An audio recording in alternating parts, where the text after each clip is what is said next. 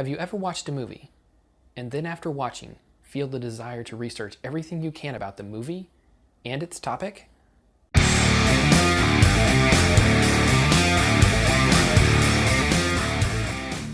The End of the Tour, starring Jason Segel, Jesse Eisenberg, and directed by James Ponsoldt. Not sure if I'm saying that last name right. The movie is about an interview that David Foster Wallace gave to a journalist, David Lipsky, from Rolling Stone magazine. The actual article was never published, but after Wallace committed suicide, Lipsky published a book based on the recordings and notes he had from his time he spent with Wallace. This book is what The End of the Tour is based on.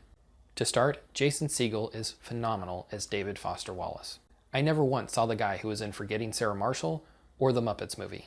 For me personally, I had never heard of David Foster Wallace before this movie. When the movie was being promoted, I did learn some things about Wallace and his suicide. I was more drawn to this movie initially because I wanted to see Jason Segel in a non-comedic role. His amazing portrayal as Wallace made me want to learn more about the man and read his actual work. After researching the making of the movie, I learned that the Wallace Literary Trust did not approve of this film. Their quote, "The David Foster Wallace Literary Trust, David's family, and David's longtime publisher, Little Brown & Company, wish to make it clear that they have no connection with and neither endorse nor support the end of the tour." This may give you pause before actually watching the movie. If the estate felt this strongly about the film, was it even right for this movie to get made? Wallace did agree to the interview, and the information obtained for the interview is Lipsky's. Would Wallace have wanted a movie made about him? Just from watching the film and listening to some of his speeches? I don't think so. Much of the dialogue in the film comes directly from the tapes Lipsky has. They are very much Wallace's words. I can't see him wanting a movie made about this small moment of his life.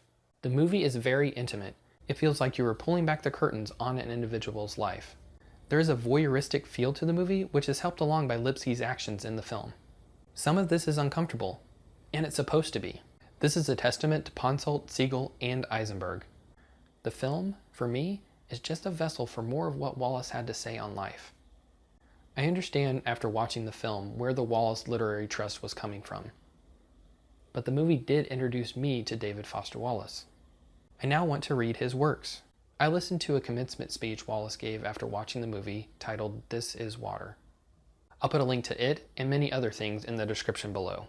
I have seen quotes from the speech before, but to hear it delivered in full was to realize how charming and brilliant the man was. The film captures this.